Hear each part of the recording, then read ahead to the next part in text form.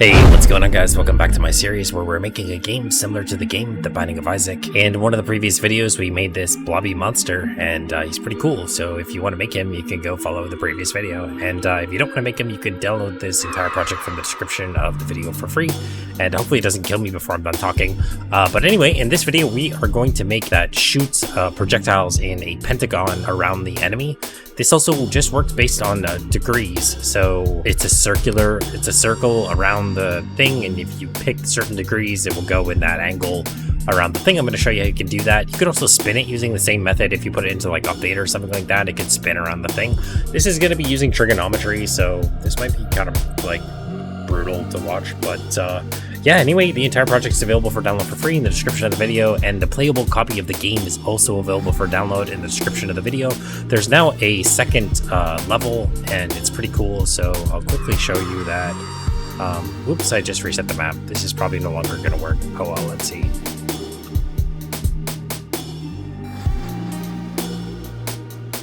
Oh no.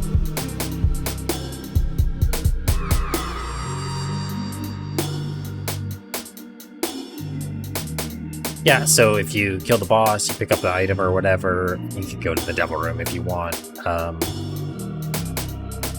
Let's do that. Let's go get some of these devil items. And so you go through the portal, and so this is the second floor so far, and okay. I think because I killed the boss too fast, he wasn't done changing the colors in the room, but anyway, the second floor has this room in it, with this cube monster that's bouncing. He's pretty cool. It looks a lot better when the lighting is working. I don't know why the lighting's not working. This video is not about this anyway. I'm going on a tangent. Yeah, so anyway, here we are in the code, and this is a video. So we covered a video on how to make this monster, how to model him in Blender, and how to actually do this entire script already. So if you want, you could go follow that video. The main thing that we're going to be covering today is when he roars, like he's doing this over again. We're going to be covering where he actually shoots the projectiles into a pentagram. Okay, so this is the enemy right here, and he is very unhappy because he has to use math to spawn his projectiles. So let me change this to green so I can see it on both the things. So at the beginning here, this part is going to be used to make it into an actual pentagram. So by taking the index being I times 2 modulus the number of points, it will actually spawn them in this order instead. This isn't a very good pentagram, but anyway, it will spawn them in an order where it's like across, so that way if I connect visual effects between the points, I can draw a pentagram on the ground. So you can see in the game the visual effect of him attacking right now. It's not too great, right? Let me just show you again. So like right now, he does this projectile and 5 little balls come out, but that's not how it's actually going to work. There's going to be 5 balls that appear, like 1, 2, 3, 4, 5, and it's going to draw a visual effect on the ground between each of the points, and it's going to like have like beams coming up from the ground that are going to go towards the camera. I didn't do that for this video, but that's what it's going to do eventually. So let me just erase these dots. So this is not relevant for the drawing a pentagram of attacks, but we'll leave it there for now. It's just, it doesn't matter. It's because they're all spawning at the same time right now. There's no delay between them. It doesn't even change anything at all. But anyway, so we're taking the angle degrees, which is 360 times the index. So let's put the index as 1. We're not going to start at 0 because that would be boring. Divided by the number of points, which is 5, and then plus negative 90, so just negative 90. So 1 divided by 5 is 0.2, times 360 is 72, I think. Minus 90 is negative 18. Okay, so the result of this is negative 18 for one of the points, negative 18 degrees. And so in order to get the position on a circle around the character, angles don't work very well with actual degrees in computations of like vectors. You usually need to use radians for it to actually work. So in order for you to use the cosine and the sine to get where it is on the thing, you need to have the radian and not the thing. So radian is just a number. It's like 0.01. I can show you the number. Hang on. If you hover over this, it will actually tell you. So it's a constant value of 0.0174532, etc.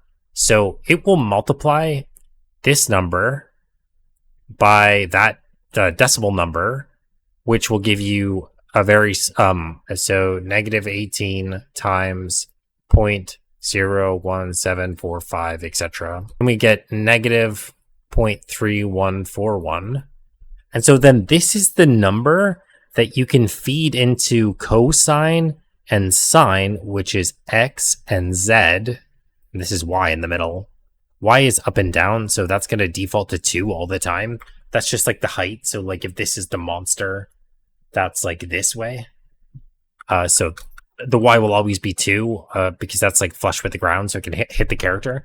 But the cosine is like the left to right. It's really the adjacent over the hypotenuse angle, but it's left to right in this case, okay?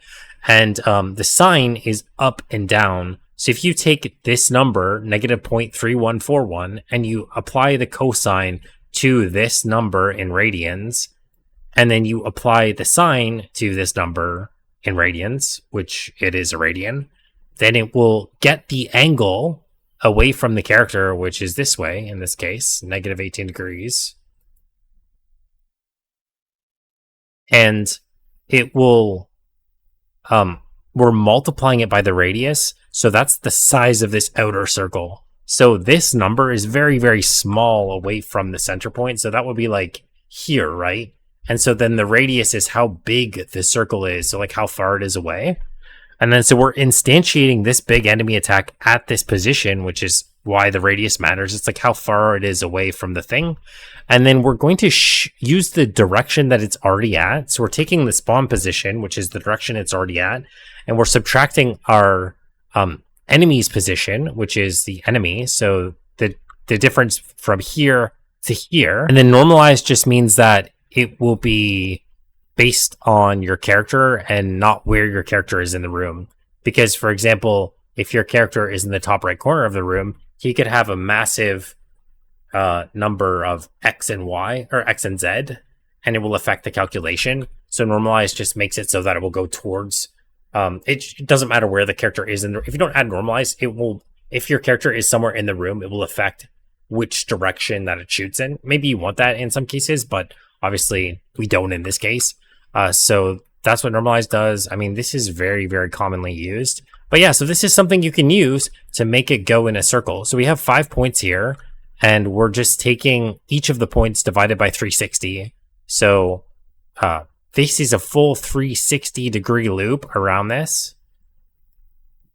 And so each one of these is evenly divided by 365, or sorry, by 360. So it will go in all 5 equally divided directions. So that's how we're making a pentagon. And again, you could just increase the indexes to make more of these if you wanted to, or you could make less. I guess I'll briefly show you the visual effects. Like I said, I'm going to be drawing a pentagram on the ground. That's what this top part's for. So drawing a pentagram will obviously be significantly more complicated because we'll have to create the visual effect, but also stretch it between the points. I made a video on how to make chain lightning. So if you want to see how to do that ahead of time, you can go watch that video, because I did something very similar where you take different points and you draw something between the points. But until that video comes out, which it probably will come out later, I don't know when I'm going to make. I might just do it off camera because I already kind of did this. That's how you could do that, but I'll show you the visual effect that I have right now. So there's 2 visual effects. There's the one where it's shooting. So I drew this blood picture. And so this is the, I'm using this for the blood as well, but I use this for the attack because it's multi-purposed. And then, so the big monster attack is just, constant spawn rate of 50. We're setting them into a circle. A sphere, not a circle. And then getting the position just makes the visual effect particles go away from the center. The lifetime is 1, so it's very low. And then we're just making it shrink over the lifetime. And then we have like a huge red emission at the beginning. It's very basic because I'm going to be drawing a pentagram, and the pentagram is going to be much more involved with like beams of light coming out of the ground to draw the pentagram. It's going to look a lot cooler. And then the attack explosion is the same thing, but we're just using a burst instead. And then the burst is going out way further, so between 15 and 25 away from the center. The lifetime is also very, very small for the burst when it hits the wall. And then everything else is the same. So yeah, I think that's pretty much it for this video. I'm going to keep this one pretty short. So if you guys are enjoying the series, make sure you like the video and subscribe to my channel. And hopefully I will see you guys in the next one.